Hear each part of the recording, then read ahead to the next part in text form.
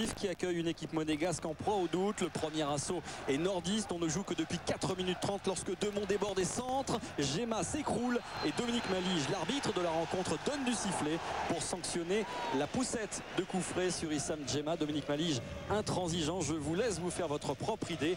La poussette est certes peu évidente sous cet angle. On va la revoir une nouvelle fois. L'Argentin qui a sans doute touché du bras Issam Gemma. En tout cas, pour l'arbitre de la rencontre, cela ne fait pas le moindre doute. Penalty pour le Racing Club de Lens et premier tournant de la rencontre. Jussier face à Roma. Et 1-0. Troisième but cette saison pour le Brésilien qui n'en demandait pas tant. Une fois encore, ça part très mal pour l'AS Monaco dans cette partie. Sous les yeux ici de Roger Lemaire, l'entraîneur, le sélectionneur d'Issam Gemma, avec la Tunisie venue avec les anciens lensois fêter le centenaire sang et or à Bollaert. Nouvelle occasion pour le Racing avec ce centre de Dindan pour Issam Gemma une nouvelle fois qui contrôle et qui met le pointu. Et là, parade impeccable de Flavio Roma. On voit le bon travail du Tunisien et le petit pointu sur lequel Flavio Roma est vigilant. Réaction monégasque. Nous sommes maintenant en fin de première période avec ce déboulé de Jerko Leko qui crochette Hilton et qui frappe. La frappe est trop enlevée et passe au-dessus.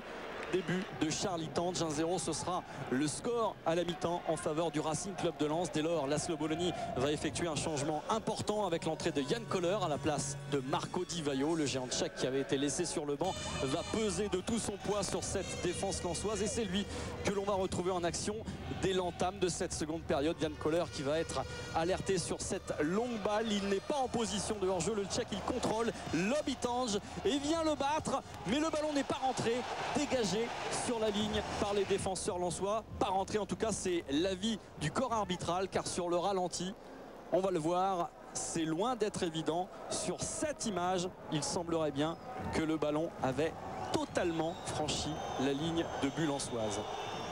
Monaco joue de malchance dans cette partie car 1-0 ce sera le score final ici à Félix Bollaert pour le plus grand désarroi de Yann Koller et de son entraîneur Laszlo Bologna. Côté lensois en revanche on peut faire la fête ce soir. 3e victoire consécutive en championnat et le Racing seul 3e de Ligue 1.